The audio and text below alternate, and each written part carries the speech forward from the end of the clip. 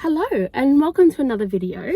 I was planning on doing some kind of vlog, little free library tour, come book shopping with me tour, because I've not done one for about a month. And I had some stuff to drop off at an op shop or a thrift store. And I went to one I've not been to before, which is just around the corner from my kids' kindy. I saw the sign, so I was like, oh, I'll go have a look in there. And it was the best experience I have ever had with books at an op shop. And I'm so excited. I got 6 books for $20.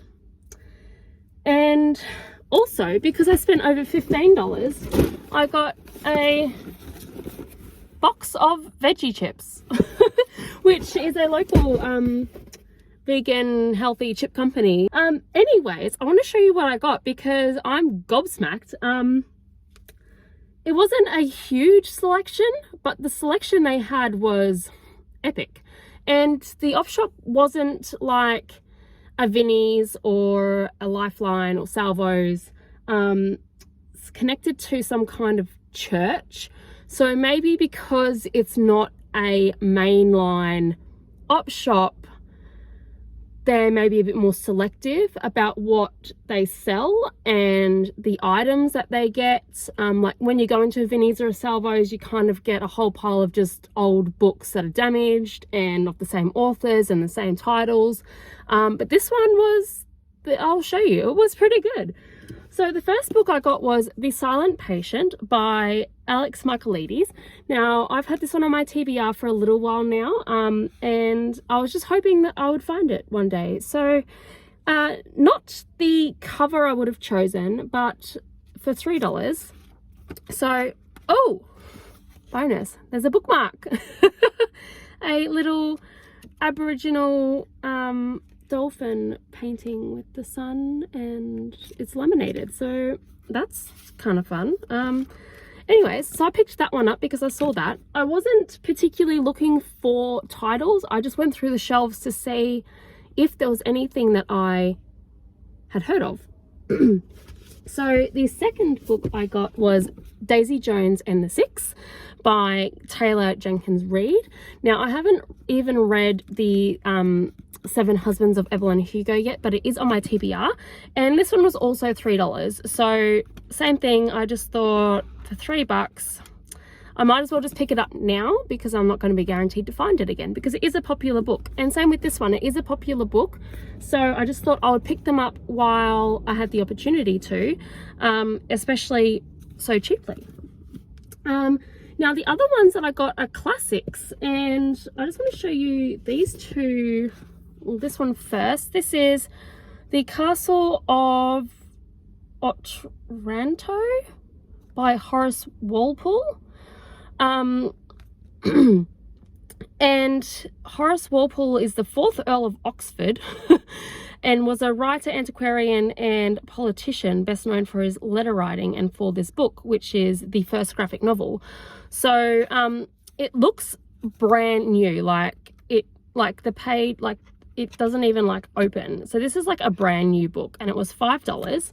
And Gothic historical fiction is kind of my favorite type. And it says on the back, when Conrad, son of the Prince of Manfred of Otranto, is killed in mysterious circumstances on his wedding day, his father, fearing his line is at an end, declares that he will divorce his wife and marry his late son's intended bride.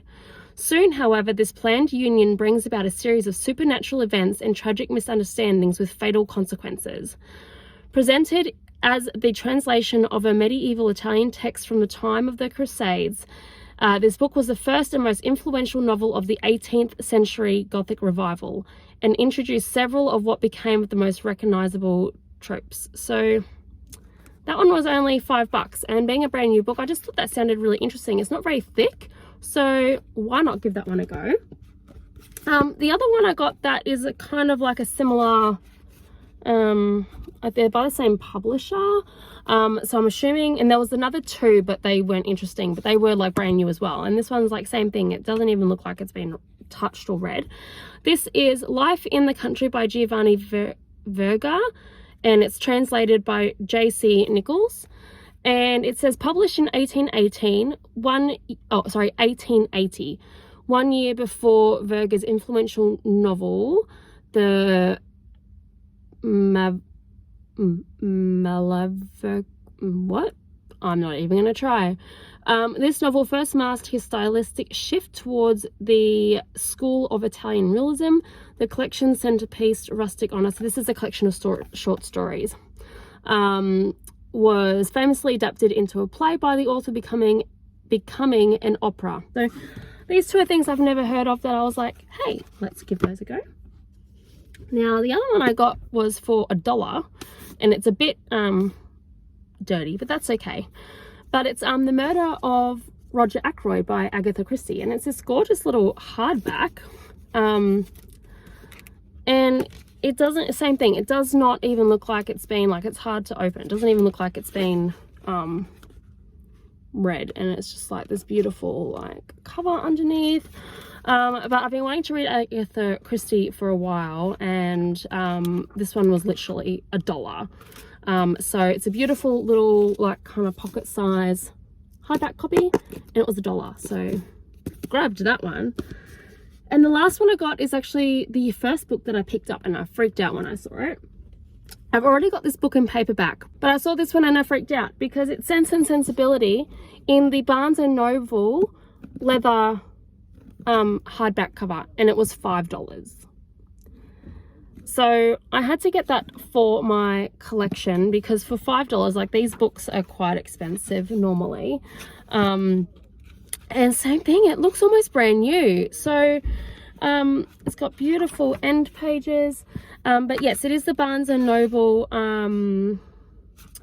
leather edition, and I have looked at these online, and I thought, oh, I don't want to buy it without actually looking at it to see if it's stitched or glued, and I found one for $5. So I will be coming back to this off shop again. This was an epic experience. Here is another look at the 6 books that I got for $20. My steering wheel is in the way. But they are the 6 books I got for $20. I got 4 classics and 2 popular reads at the moment, or popular on Goodreads at least, and a box of chips for free. So to start all that off, why don't we make this into a travel around with me? Let's go book shopping, little free library looking, because I'm in a good mood and I don't feel like doing my chores right now. So we'll see you at the next stop.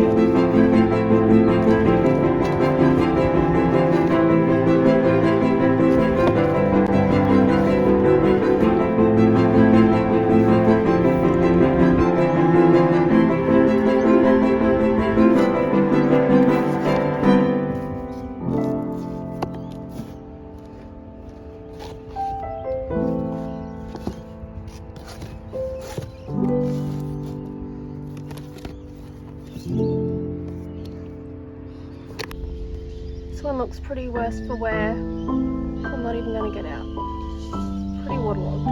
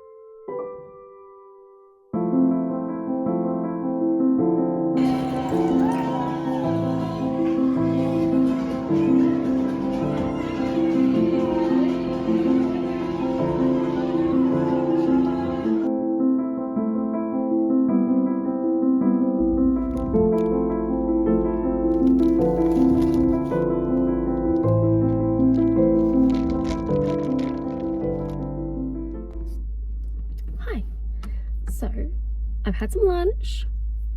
I've finished my detox juice, which is my favorite kind of juice to get. It's like carrot, celery, ginger, orange, beetroot. Oh, that's sun. I've been to a few little free libraries and I've dropped off some books, and I picked up one that I think my mother-in-law will like. And then I went down to Coolangatta. First I called into work because we got these new bags in the other day, and I decided that I desperately needed it. And Wednesday, which is what today is the only day of the week that I don't work. But I called in and bought it because I thought, after my epic book splurge this morning, why not get one of the bags? So I called into work and I got my bag. It says, I like long walks to the library, if you could hear me. So I filled that up with the books I got this morning at the op shop, and then I came down to Coolangatta and had some lunch, and I went to two places. I went to Vinnie's. No, I didn't go to Vinnie's. I went to Lifeline, which is an op shop, and I found 3 books in there. So this wasn't what today was supposed to be, I'm just saying. But oh, there's more people across the road. Awkward. Anyways, I got 3 books. They were $4 each. The first one I got is Final Girls by Riley Sager, and it's got pink sprayed edges. And I've never read a Riley Sager book, but I had heard of this one, so I thought for $4 I'd pick it up. And like I said, with these books, if I like them, I keep them. If I don't like them, I will put them into the street library that is on my street at the front of my house. There are people literally right across the road from me staring at me right now. This is a big deal for me because I would normally like drive to a secluded location to film this, but the car is driving away, so I don't feel okay. There we go. Let's just try to get this over with. The second book I got from Lifeline is the Birdman's Wife by Melissa Ashley, and it's won a whole pile of local literacy awards.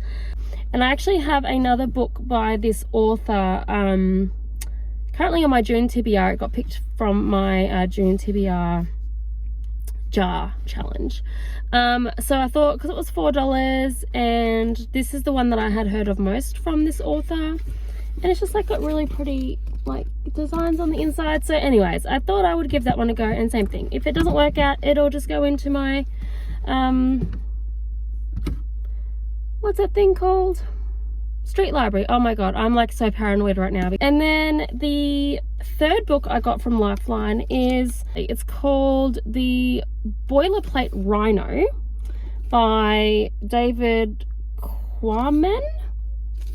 And I just really like this cover, and it's a hardcover too, and it's just like a collection of essays. So it says, in 1981 David Quammen began what might be every freelance writer's dream, a monthly column for Outside magazine in which he was given free rein to write about anything that interested him in the natural world.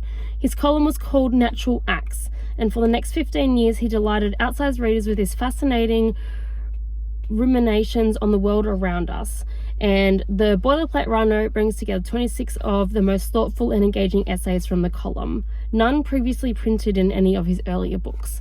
So I just kind of thought that was interesting. There was things like rattlesnake passion, who swims with the tuna, great stinking clue, the dope on eggs, local birds make good, I don't know, the cats that fly by themselves. So the essay titles were intriguing to me, and I also just really liked this cover, and I thought it just sounded really interesting, so I got that one. That's a collection of essays. So they're the 3 books that I got from the op shop there. There's someone else walking across the road. I then went to a secondhand bookshop and wasn't much there. There wasn't much there last time. It's fun to look through. It's pretty chockers. It's pretty hard to like find anything.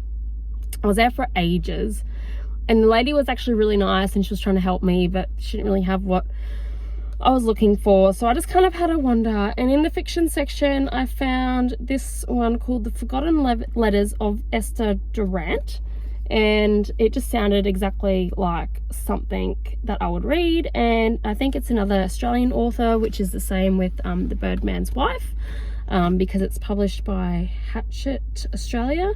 Anyways, it has 2 timelines written on the back. It just says 1951 and then a blurb about that, and 2018 and a blurb about that. This has been dog-eared a few times. My favorite kind of books are historical fictions, and Kate Morton is one of my favorite authors. She's a local author to me as well, and her books take place over 2 or 3 timelines, and that's definitely my favorite type of book. So being that this one was over 2 timelines, an Australian author, and a bit of a mystery type situation, I just thought that that one sounded interesting, and the cover was really pretty, so you know. And then I went into the crime and mystery section trying to find Agatha Christie, but you know, there was none there. But I found this book called Trial and Error: How Can a Murderer Prove His Own Guilt by Anthony Berkeley. And it actually says that this publisher is bringing back into print great stories by great writers of crime classics, and it actually says on the top crime classic. So it was first published in mid 1900s. But anyways, on the back it says, shy and retiring Lawrence Todhunter decides to make one final contribution to humanity before he is claimed by a fatal heart disease. He will eliminate the most obnoxious person he can find. He commits a murder, but then an innocent man is arrested for the crime. Horrified by this unexpected outcome, Todhunter is forced to turn detective to prove the authorities that they have got the wrong man. So it's kind of interesting, because I'm assuming he's not going to turn himself in, but how do they prove that they've got the wrong man? So they're the 2 books I got from the bookshop. So I got 5 more books after my 6 books this morning.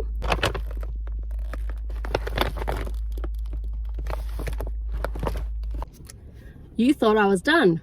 Well, I went to the $7 bookshop and I got 5 books for $30 because the lady felt sorry for me because I picked like really thin ones, so she gave me 3 for $14.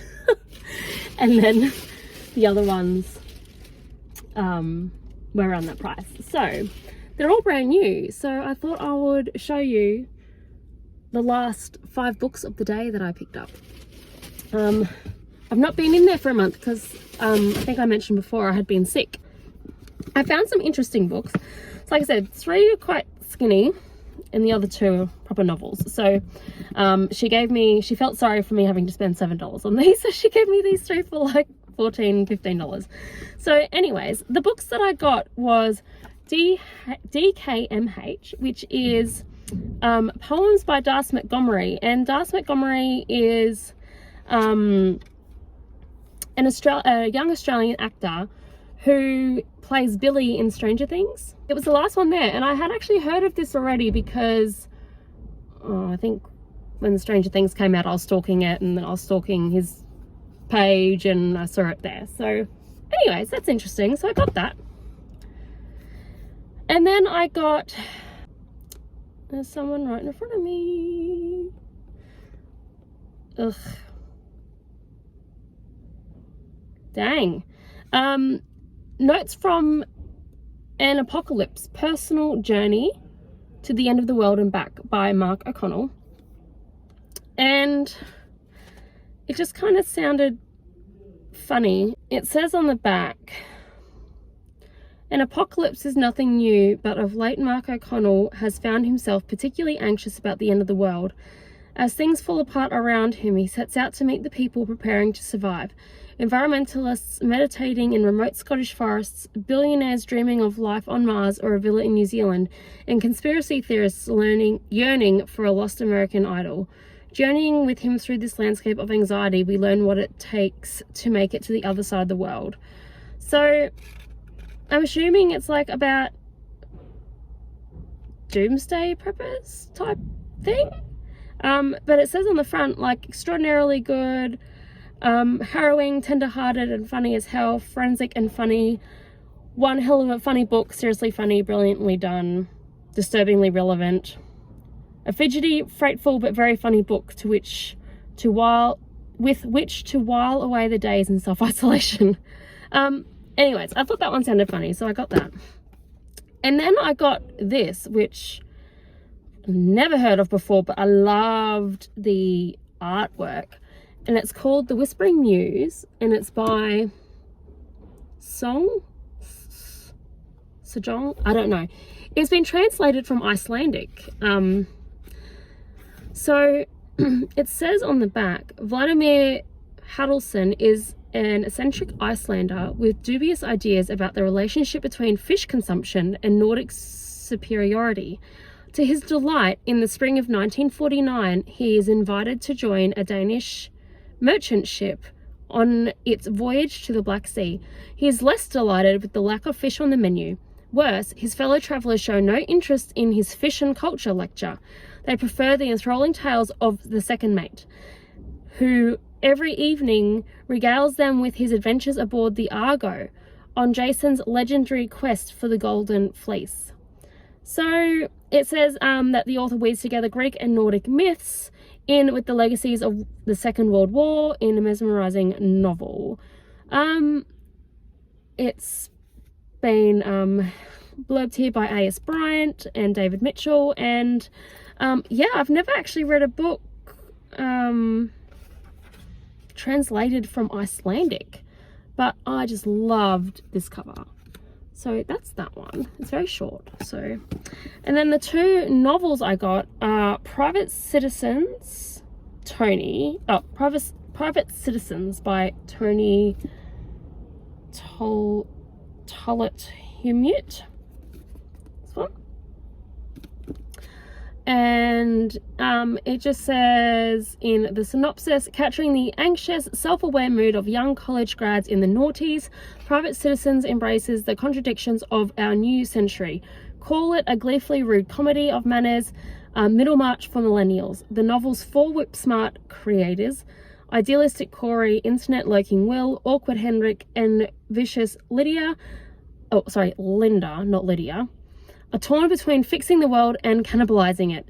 In boisterous prose that ricochets between humor and pain, the four estranged friends stagger through the Bay Area's maze of tech startups, protesters, karaoke bars, house parties, and cultish self-help seminars, washing up in each other's lives once again. I just thought that sounded kind of like it would be a bit nostalgic. So I got that one because that one sounded good. And then the last one I got is The Widow of Pale Harbour by Hester Fox. And this is a historic fiction based in Maine in 1846. And that is totally my vibe. So anyways, I'm now officially finished. I can't remember how many books I got. The car next to me is leaving. This is so awkward. I've got 5 from here. 2 from the bookshop, 7, 10, I got 15 books today from 4 different places. So I'm officially done. I'm going home to unload, and I have no idea where I'm going to put them. But wish me luck. I will see you now. I will see you in my next video. Bye.